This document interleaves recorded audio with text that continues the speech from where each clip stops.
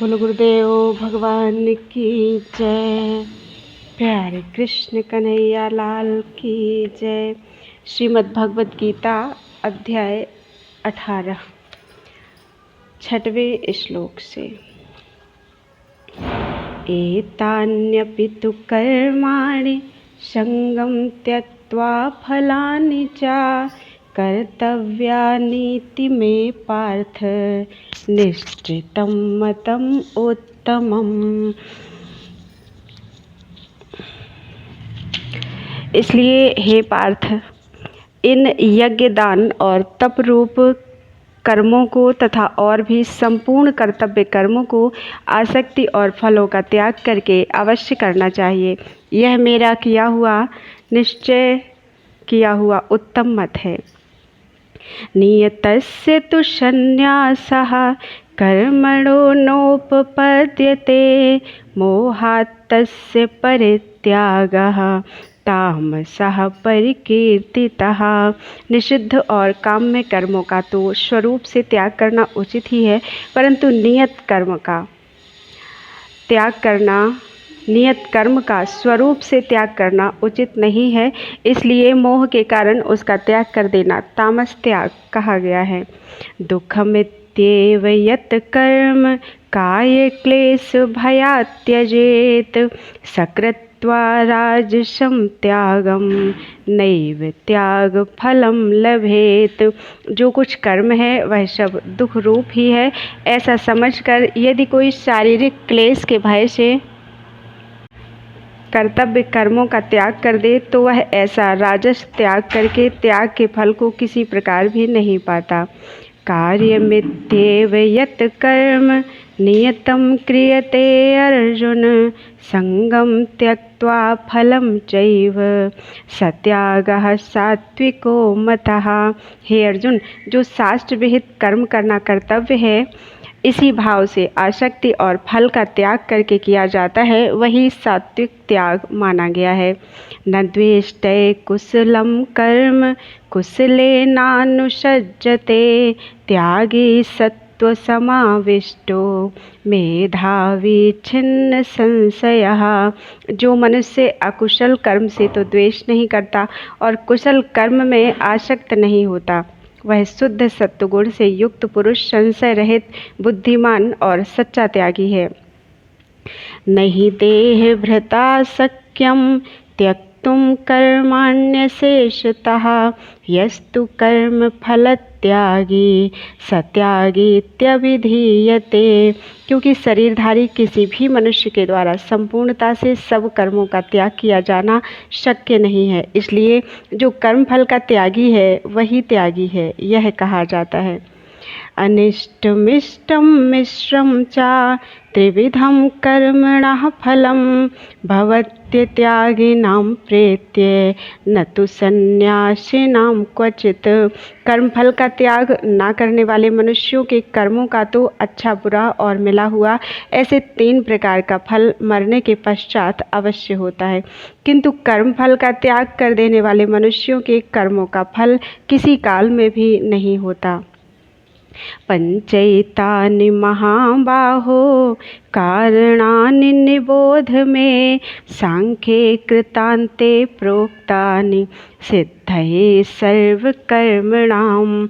हे महाबाहो, संपूर्ण कर्मों की सिद्धि के ये 5 हेतु कर्मों का अंत करने के लिए उपाय बतलाने वाले सांख्य शास्त्र में कहे गए हैं, उनको तू मुझसे भली भांति जान। अधिष्ठानं तथा कर्ता करणं च पृथग्विधं विविधाश्च पृथक् चेष्टा दैवं चैवात्र पंचमम्।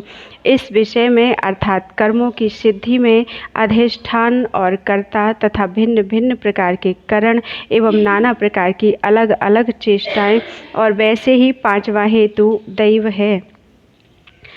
शरीर वांग मनोभिर्यत् कर्म प्रारभते नरः न्यायं वा विपरीतं वा पंचैते तस्य हेतवः।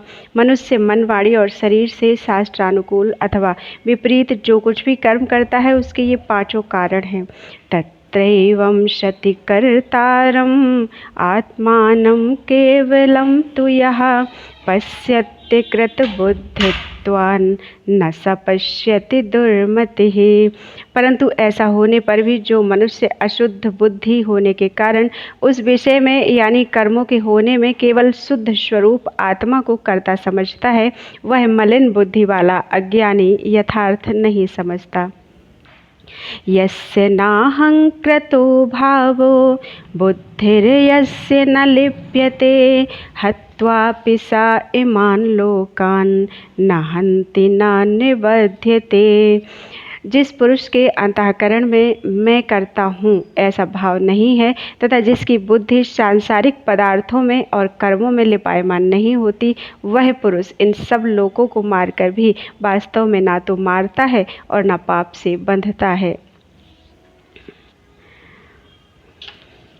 ज्ञानम ज्ञेयं परिज्ञाता त्रिविधा कर्म चोदना करणं कर्म कर्तेति त्रिविधा कर्म संग्रहः।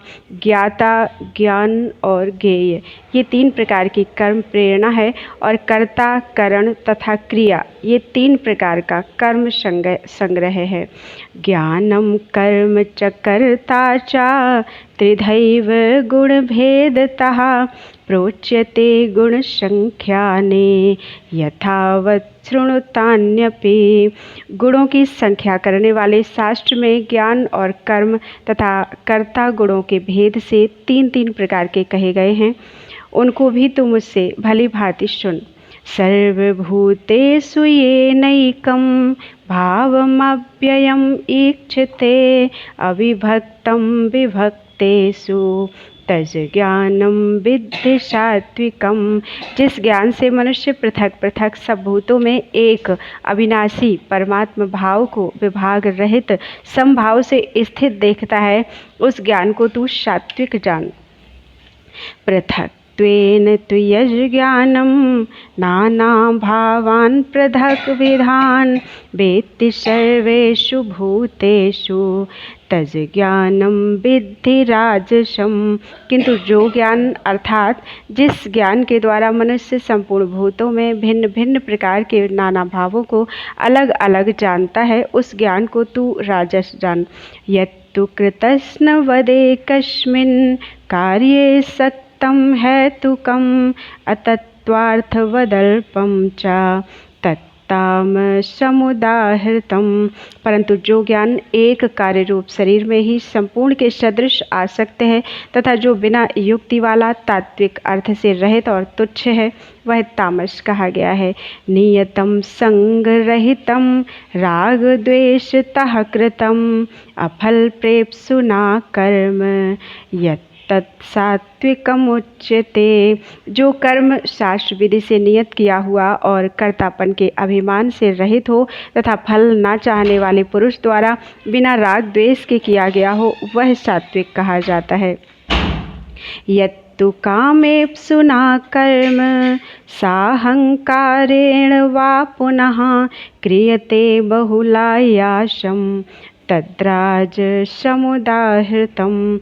परंतु जो कर्म बहुत परिश्रम से युक्त होता है तथा भोगों को चाहने वाले पुरुष द्वारा अहंकार युक्त पुरुष द्वारा किया जाता है, वह कर्म राजस कहा गया है। अनुबंधम क्षयम हिंसाम न वेक्ष्य च पौरुषम मोहादारभ्यते कर्म यत्तत् ताम समुच्यते। जो कर्म परिणाम, हानि, हिंसा और सामर्थ्य को न विचार कर केवल अज्ञान से आरंभ किया जाता है, वह तामस कहा जाता है। बोलो वृंदावन बिहारी लाल की जय। 25 श्लोक हो चुके हैं आज।